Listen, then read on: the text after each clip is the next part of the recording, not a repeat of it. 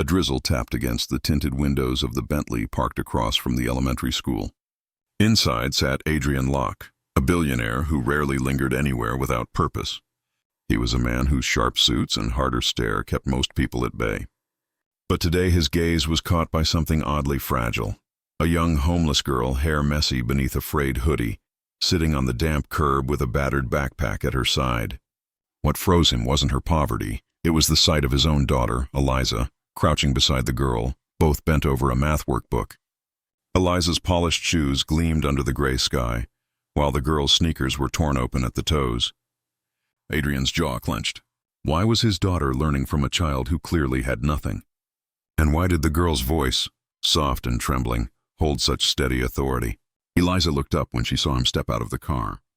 "Daddy, this is Mia. She's helping me with fractions. She's really smart." Adrian's expensive watch glinted as he checked the time, masking his unease. The girl tried to shrink, pulling her backpack close as if it were armor. He noticed duct tape sealing one strap, coins rattling inside a side pocket, and a loose paper with a smudged library stamp peeking out. She lifted her chin despite her embarrassment. "I didn't mean any harm, sir. She just asked me." Her voice cracked, yet she held her ground. Adrian said nothing at first.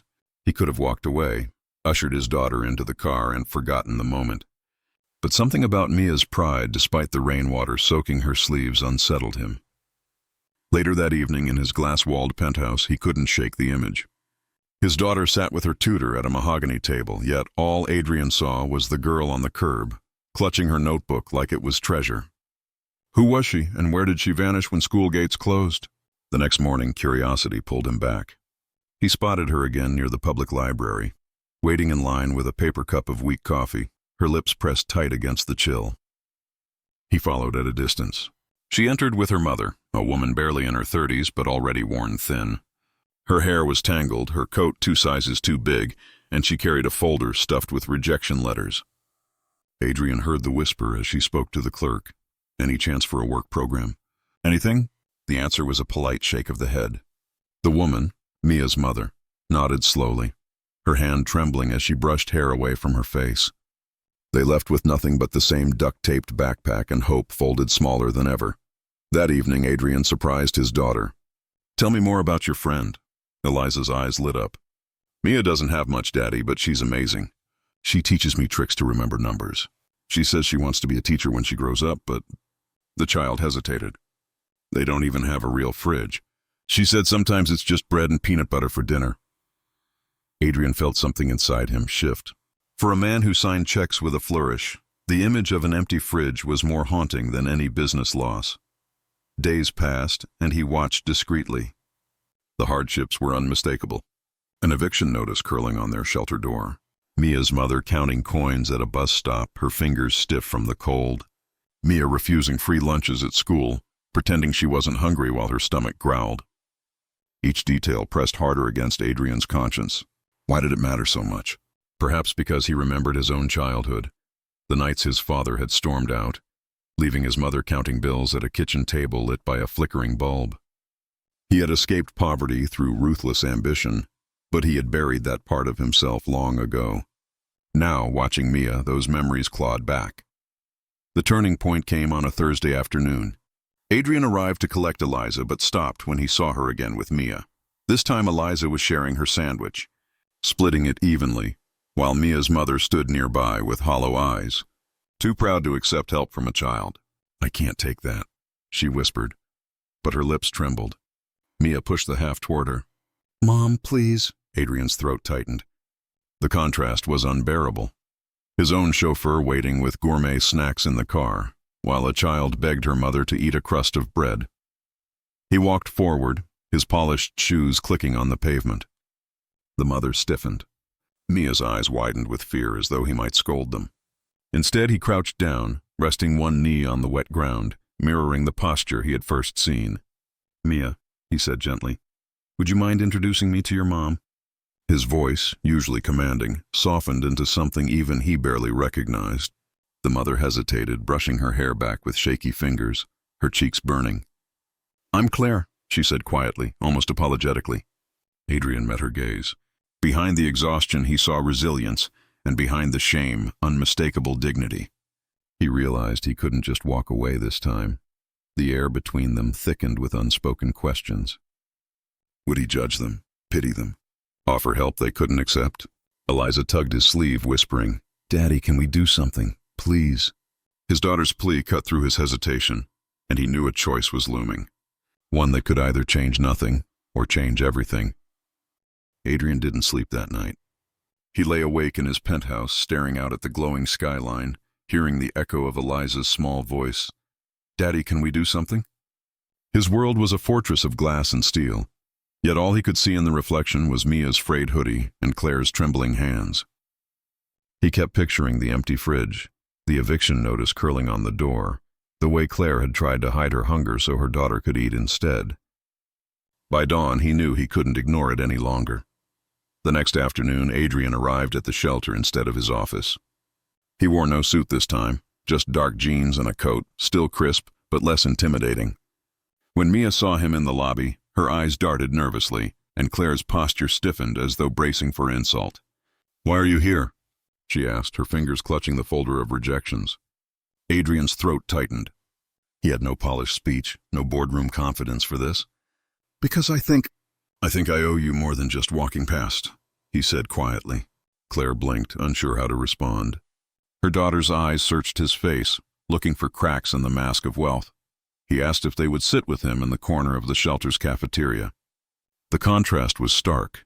Adrian's polished leather shoes resting on stained linoleum, his watch flashing beneath flickering fluorescent lights. Claire sat rigid, her coat slipping from one shoulder, revealing the tired curve of her frame. Mia clutched the duct-taped backpack in her lap. "I don't want charity," Claire said suddenly, her voice sharp, though her lips trembled. "We've survived this long. We'll survive again." Adrian leaned forward. "It's not charity. It's respect. You've raised a girl who teaches my daughter with more patience than any tutor I've paid. That deserves recognition, not pity." Claire's lips parted, but she couldn't speak. Mia whispered, "Mom." "Maybe just hear him out," Adrian continued gently. "I'm not here to hand out scraps. I'm here because I see potential. And because Eliza is right, sometimes doing something matters." He slid a card across the table, but Claire didn't touch it. "What is this?" she asked warily. "An interview. My company has an opening for a community program coordinator. Flexible hours. Good pay. Benefits. You'd be working with schools, with kids. You already have experience with hardship and resilience. That makes you more qualified than most." Claire stared at the card as if it might burn her fingers. Her pride and fear collided visibly across her face. I don't have a college degree," she murmured. Adrian shook his head. "You have something better. You have grit, and I'll make sure you're trained." For the first time, Mia's lips curled into a small smile. "Mom, please. You're always telling me not to give up. Maybe this is it." The rehook came later that week when Claire actually showed up to the office. She walked in wearing her only decent skirt, seams slightly frayed, her hands shaking as she clutched her folder. Adrian had asked his assistant to prepare nothing fancy, just a small panel and a fair chance. As Claire sat down, her throat dry, she noticed the receptionist's polished nails, the gleaming floor, the quiet hum of success. She almost fled, but then remembered Mia's eyes the night before wide with hope. So she steadied herself and began to speak. Her voice cracked at first, but then grew firmer, filled with stories of scraping meals from scraps, organizing other mothers at shelters, teaching Mia to stay strong through humiliation. By the end, the panelists were silent, moved in ways no resume could manage. She was offered the position on the spot. That evening, Adrian drove them back to the shelter himself. When he parked, Mia leaned forward. "Mr. Locke?" she asked shyly. "Why us?" He looked at her, the girl who had shared knowledge under a gray sky with nothing to gain. "Because sometimes the right teacher isn't the one with the degree. It's the one who keeps teaching, even when life gives her nothing. You reminded me of that." Weeks passed, and life began to change. Claire's paycheck started coming in, small but steady. She rented a modest apartment, its fridge no longer empty but stocked with real meals. The flickering bulb was replaced by warm light. Mia finally had shoes that fit and books of her own instead of borrowed scraps from libraries. The dignity returned first in Claire's posture, her shoulders no longer hunched, her eyes no longer darting. Then it bloomed in Mia's laughter, brighter now, freer.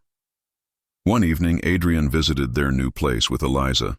The girls sat at the kitchen table, scribbling math problems and giggling over mistakes. Adrian stood back, watching Claire stir pasta at the stove, humming softly. He realized it wasn't wealth that stunned everyone. It was seeing how one act, a hand extended at the right moment, had rerouted an entire family's destiny. As he prepared to leave, Claire stopped him.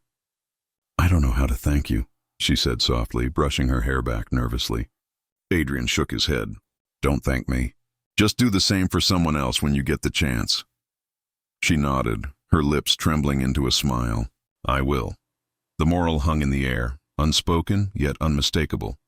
Lives don't just change through money, but through noticing, through daring to stop, to listen, to act. And that was what left everyone stunned.